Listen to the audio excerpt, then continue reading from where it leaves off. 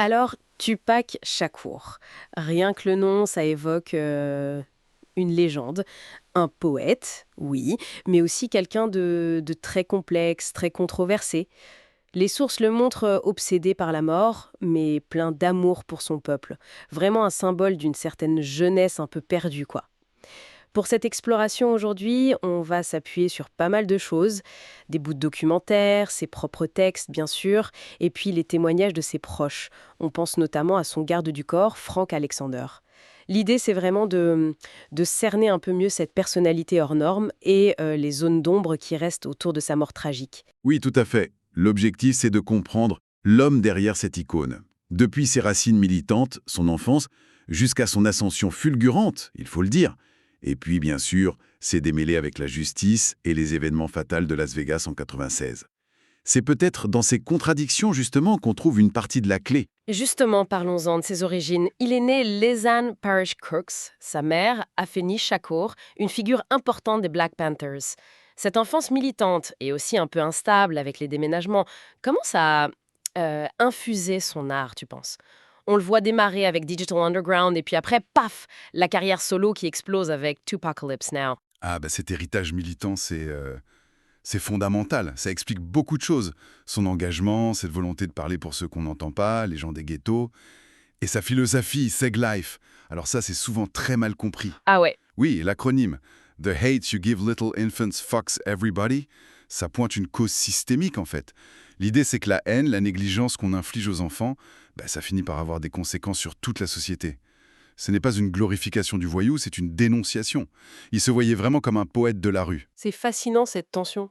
Parce que d'un côté, t'as le poète engagé, capable d'écrire un truc comme Dire Mama, qui est juste magnifique, une vraie ode à sa mère, et de l'autre, des textes parfois hyper durs, voire misogynes pour certains.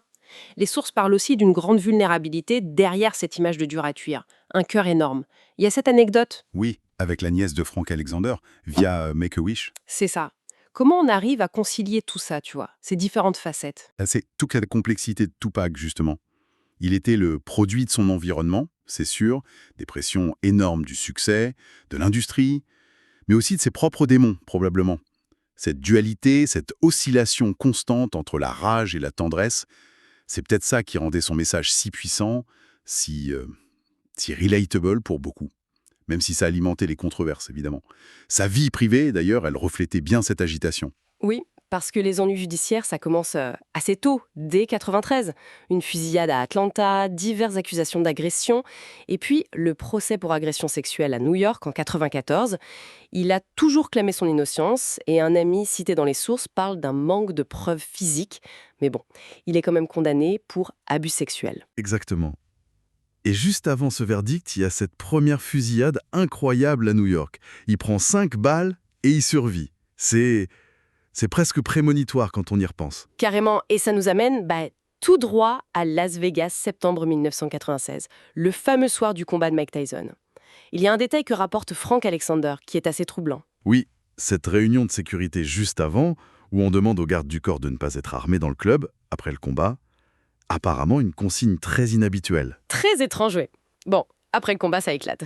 Une bagarre dans le hall du MGM. Tupac et son entourage contre un certain Orlando Anderson. Juste après ça, Tupac va se changer, il met un survêtement vert, son médaillon ange noir, et il demande à Alexander de conduire une autre voiture. Du coup, le convoi qui suit la BMW où sont Suge Knight et Tupac est réduit. Et Alexander se retrouve le seul garde du corps armé. Sauf que son arme est restée dans sa propre voiture, un peu plus loin derrière. Ils se font arrêter brièvement par la police, musique trop forte, pas de plaque, le truc classique, puis ils arrivent au feu rouge, Flamingo et Koval. Et là, Là, une Cadillac blanche s'arrête à côté d'eux. Un bras sort, une arme. Et c'est une rafale. 12-13 coups de feu tirés sur la BMW. Alexander, dans la voiture derrière, assiste à la scène, impuissant. Suge Knight, lui-même blessé à la tête, arrive quand même à faire demi-tour et à s'éloigner. Les derniers mots qu'on aurait entendus de Tupac, d'après les sources, c'est « je ne peux plus respirer ». Il est transporté à l'hôpital, il décédera 6 jours plus tard. Et là, l'enquête, elle commence très très mal. C'est le moins qu'on puisse dire. La journaliste Cathy Scott, par exemple, critique beaucoup le manque de coopération des témoins. La police parlera d'une grande excuse. La scène de crime elle-même est mal gérée apparemment. Et l'interrogatoire de Suge Knight, qui était quand même aux premières loges, Le témoin clé par expert. exactement. Ben, son interrogatoire est retardé de manière assez inexplicable. Il y avait un autre témoin potentiellement crucial, Yafé Foula, surnommé Kadhafi, du groupe de Tupac, les Outlaws. Il était dans la voiture d'Alexander juste derrière. Et il aurait dit pouvoir identifier le conducteur de la Cadillac blanche. Pas le tireur, mais le conducteur. Oui, sauf qu'il est assassiné 2 mois plus tard. La police a conclu, officiellement en tout cas, que les deux affaires n'étaient pas liées. Ça laisse perplexe quand même. Absolument. Alors, qui reste-t-il Orlando Anderson, l'homme de la bagarre au MGM? Logiquement, il est suspecté. Il est interrogé. Ses alibis seraient changeants. Mais, faute de preuves concluantes, il n'est jamais inculpé pour ce meurtre. Lui aussi sera tué en 1998 d'ailleurs, dans une autre affaire. Et la théorie qui revient souvent, l'implication de Suge Knight. Certains médias comme Rolling Stone l'ont évoqué en citant parfois Frank Alexander. Oui, mais Alexander lui-même, dans d'autres interviews, a jugé cette théorie absurde.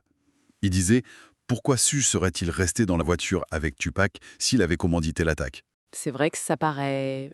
Risqué. Et concrètement, la police n'a jamais trouvé de preuves tangibles contre Suge Knight dans cette affaire précise. Résultat, presque 30 ans après, on en est toujours au même point.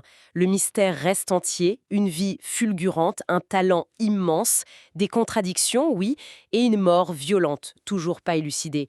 Mais son héritage musical, culturel, lui, il est bien vivant. On l'étudie même à l'université maintenant. C'est ça. Et ça soulève une dernière question peut-être pour réfléchir.